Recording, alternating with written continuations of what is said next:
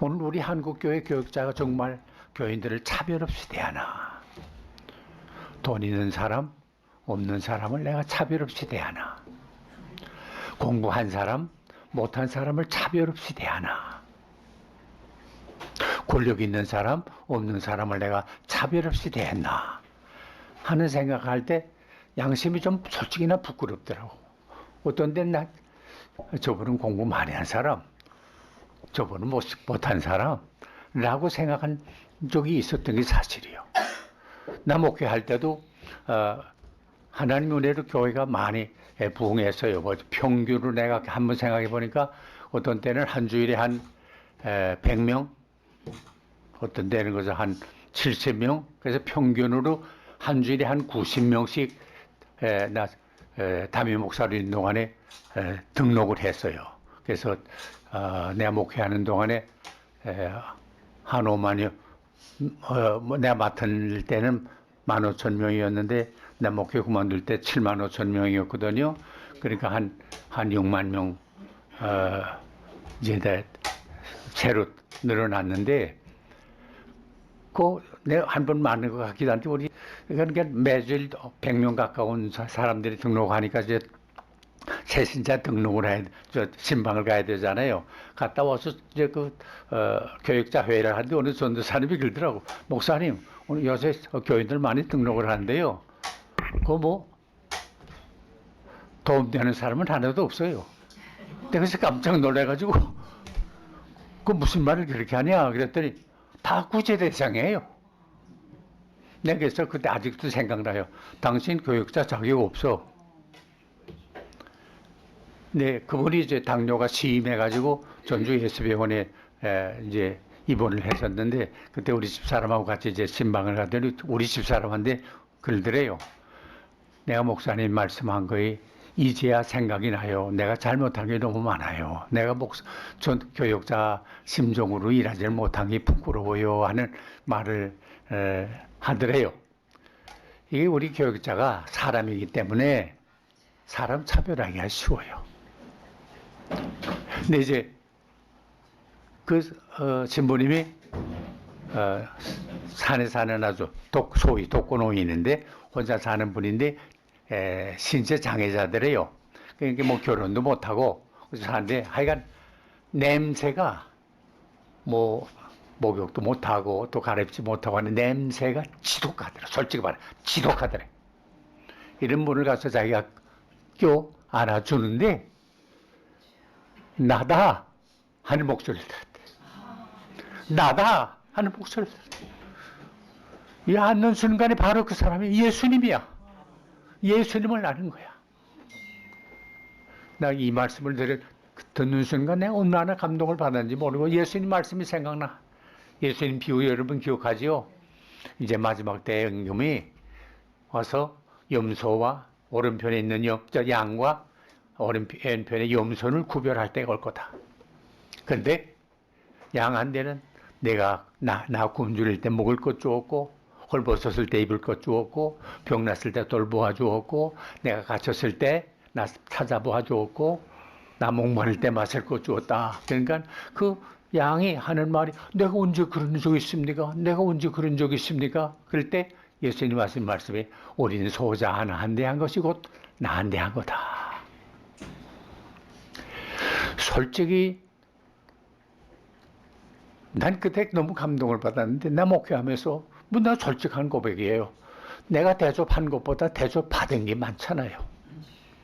위해준 것보다 위압을 받은 게 많고 나를 오히려 위해주지 않으면 섭섭한 생각을 가졌던 적이 많은 게 이게 그렇게 부끄럽고 죄송하더라고.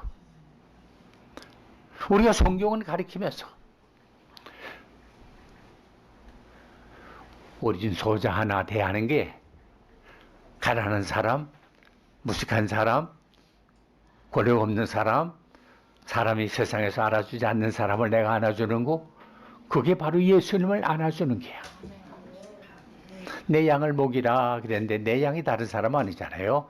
맡겨진 양머리를 정말 그렇게 사랑하는. 그래서 이거 참 목사가 천주교 신부만 못하구나. 천주교 신부는 그 표정이 그렇게 반가워하고 기뻐하고, 그러니까 남을 가난한 사람들 먹인다, 구제한다 하는 생각으로 하는 게 아니라 대접하는 마음으로, 예수님 대접하는 마음으로. 그러기 바울 사도가 그러지 않았어요? 모든 사람을 대할 때 누구를 대하라? 대접하는 것처럼 하라? 주님을 대하듯 하라. 장사하는 사람은 오는 손님을 누구 대하듯 해요? 왕처럼 대하라 그러잖아요. 여기 원리 아니에요? 장사하는 사람은 찾아오는 손님을 왕처럼 대하는 게 장사하는 사람이 원리인데, 우리 교육자들은 찾아오는 성도들을 누구처럼? 주님처럼. 솔직한 말로 우리가 모든 성도들을 주님처럼 대합니까? 예수님처럼 대합니까? 요게 난 가장 중요하다고 생각해요. 자문에 보면 그 마음의 생각이 어떠하면 그 다음에 위인도 그러하다. 생각이 사람 아니에요. 그러니까 내 생각이 어떠나 하는 게 상당히 난 중요하다고 생각해요. 그래서 오늘 여러분과 같이 생각하려고 하는 것은 예수님 닮은 목사가 되자. 그래서 바울이 빌립보 2장에 보게 되면 그런 말씀했죠. 너희는 너희 안에 이 마음을 품어라. 곧 그리스도 예수의 마음이네. 우리 목회자들이 예수의 마음을 품는다고 하면 이 이상 귀한 건 난 없다고 생각해. 그래서 이걸 조금 원문에 가깝게 번역하게 되면 너희들의 마음속에 그리스도 예수 안에 있었던 삶의 태도를 본받으라. 그래요. 그리스도 예수 안에 있는 삶의 태도가 중요해.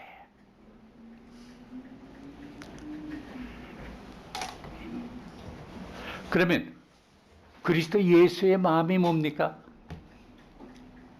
사도 바울은 그리스도의 삶과 죽음을 그리스도인들이 따라가야 하는 길로 제시하고 있는데, 하나님은 언제나 우리를 축복하기를 원해요. 그는 복의 근원이에요. 문제는 우리가 그 복을 받을 만한 자격이 있고 받을 만한 그릇이 되느냐 하는 게 중요해요. 하나님은 우리에게 다 축복하기를 원해요. 근데 내 그릇이, 축복을 받을 만한 그릇이 준비되어 있으면 받을 거고, 그릇이 준비 안 되면 못 받아요. 비가 흠뻑 쏟아지는데 그릇을 열어놓으면 그 그릇 안에 비가 가득 차요. 하나 그릇을 엎어놓으면 비가 소나기가 와도 비 한 방울 들어가지를 못해요. 그러니까 내가 어떤 자세를 중하느라. 하나님 똑같은 하나님이에요. 교회도 하나님 다 하나님의 교회예요. 근데 어느 교회는 축복하고 어느 교회는 축복하지 않느냐, 다 같은 건데 문제는 우리 자세가 중요하다고 생각해요. 그런 건 다른 거 아니고 그리스도 예수의 마음을 품는 거.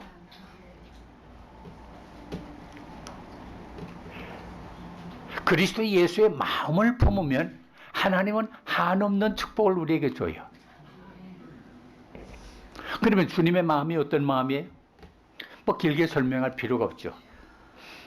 신약 성경에 보면 예수님이 친히 말씀하신 것이 나오잖아요. 마태복음 11장 29절에 수고하고 무거운 짐진 자라 다 내게로 오라, 내가 너희를 편히 쉬게 하리라. 나는 마음이 온유하고 겸손하네. 온유와 겸손, 이것이 주님의 마음이에요. 이걸 내게 배우라. 우리 예수님의 제자들 아닙니까? 제자라는 건 누굴 닮아야 돼요? 선생을 닮지 않습니까? 가령 피아노를 전공하는 학생이 대학교 갈 때 시험을 보잖아요. 시험 볼 때는 막을 쳐놓고 그 학생의 얼굴 선생들이 보질 않아요. 그래서 피아노 소리만 이제 듣는데, 피아노 소리만 들어도 쟤는 어느 선생님, 어느 교수님한테 레슨 받은 아이구나 하는 걸 알아. 그 선생의 모든 걸 배워서 그래요. 그러면 우리는 예수님의 제자 아니에요. 그럼 모든 게 누굴 닮아야 돼요? 예수님을 닮아야 될 거 아니에요? 우리 생각 자체가, 삶 자체가 예수님을 닮아가는 생활을 하는 거거든. 그래서 예수님도 너는 하나님의 온전하심과 같이 너희도 온전하라. 하나님이 거룩하시니 너희도 거룩하라. 우리가 평생 닮아가는 거예요.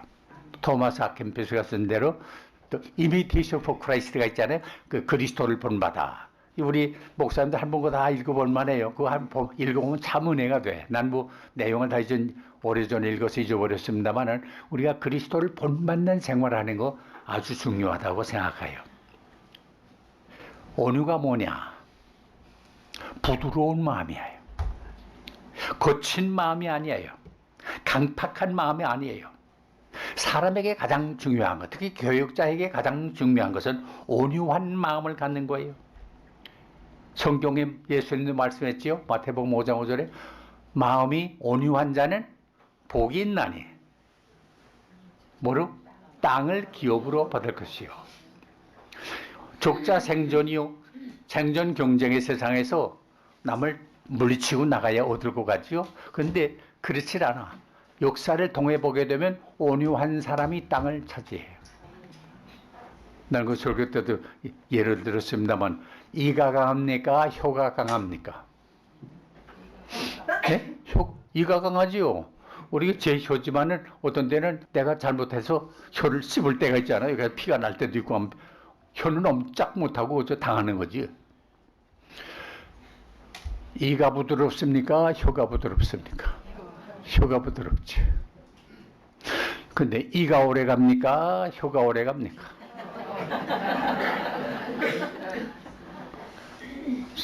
46, 36, 뭐 40 넘을 때면 벌써 이가 상하기 시작해서 치과에 가야 되잖아요. 의치는 해도요, 의설은 없어요. 그렇죠? 다 치는 것 같지만 절대 치는 게 아니에요. 목회 생활할 때도 그래요. 뭐 어떤 목사는 정말 막 앙팍하게 수단 방법을 가리지 않고 그저 다 차지하려고 그러는데 두고 보면 난 그런 걸 많이 체험해서 두고 보면 양보하는 사람에게 주어져요. 양보가 쉬운 건 아니에요. 그러나 양보하면 하나님이 줘요.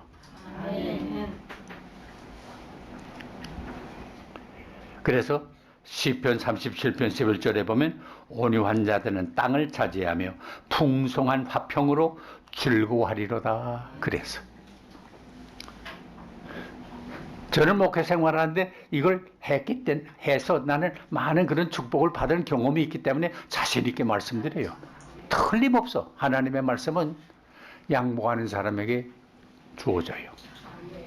온유하자.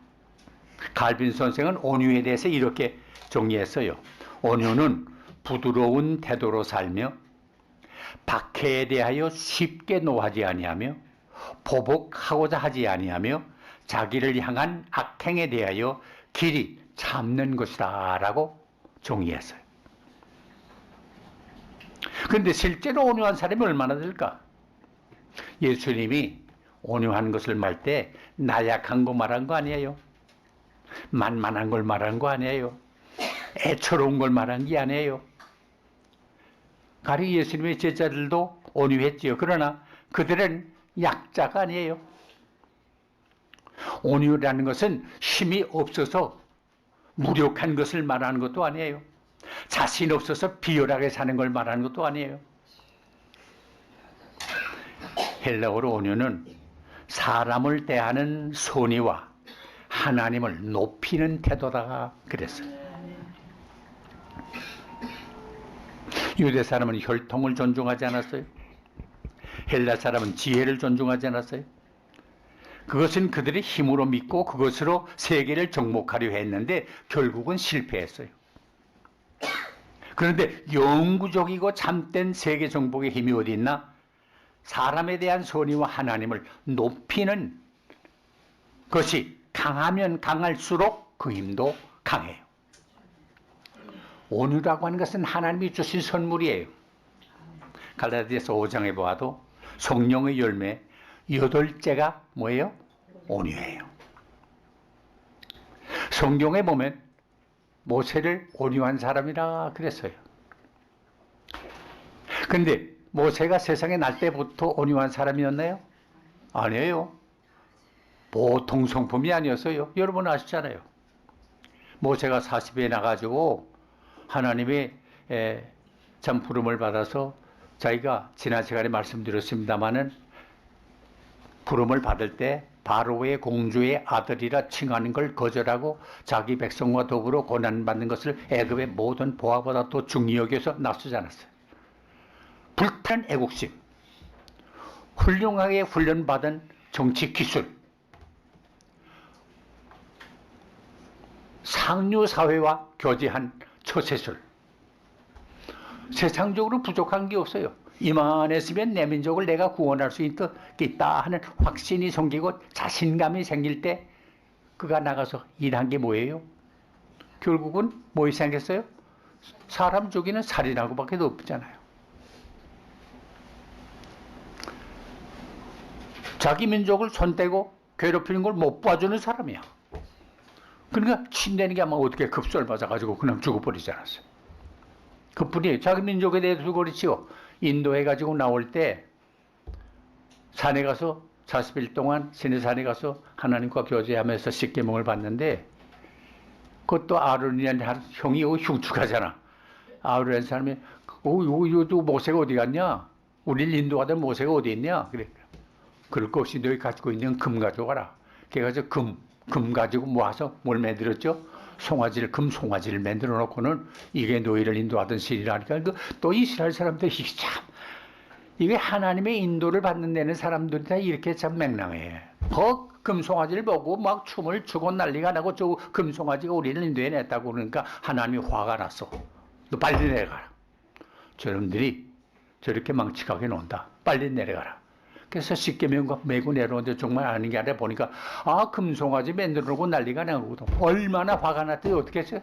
내려오던 돌 십계명 정골 매기다 갈렸어. 성품이 이렇게 보통 아니에요. 그러나 이 성품이 계속 수련받는 동안에 나중에는 하나님이 세상에 온유한 사람 모세를 보았느냐라고 말했거든요. 그러니까 여러분 지금 우리 인격이 이거 다 됐다 생각하지 마시고 언제까지 하느냐? 하나님의 부름받을 때까지 우리 인격이 자꾸 도야를 하고 수련을 받고 훈련을 받고 경건에 이르기를 연습해야 돼요.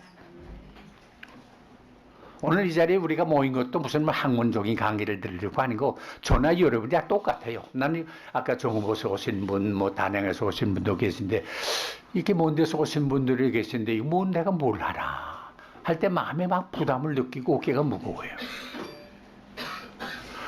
1시간 말 듣기 위해서 정읍에서 오시는 분 몇 시간 와요? 4시간 오고 4시간 가야 되잖아요. 8시간 가야 되잖아요. 이런 분한테 우리가 뭘 하나? 난 상당히 가슴이 무거워요. 어깨가 무거워요.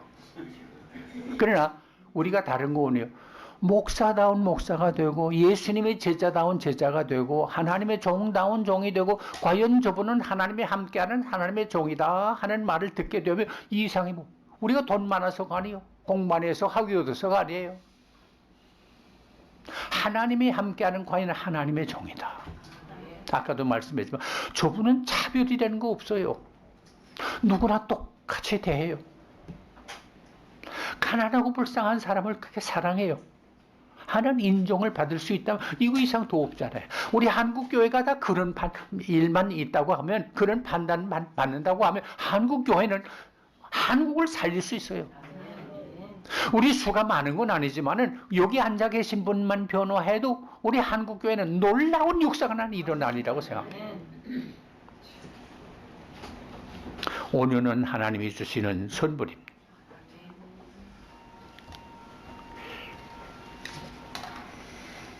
베드로 보세요. 베드로 보통 다혈질적인 사람 아니잖아요. 하여간 예수님 잡으러 와가지고 왔을 때 화가 나가지고 우리 선생님은 어떻게 손댈 수 있냐. 이런 놈이 이딴 놈들이 어디 있단 말이야. 하고서 말고를 칼로 치져놨어요. 선생님을 위해서는 칼을 썼어요. 근데 말고의 귀가 떨어지지 않았어요. 어떤 분이 해석을 그렇게 하더라고요.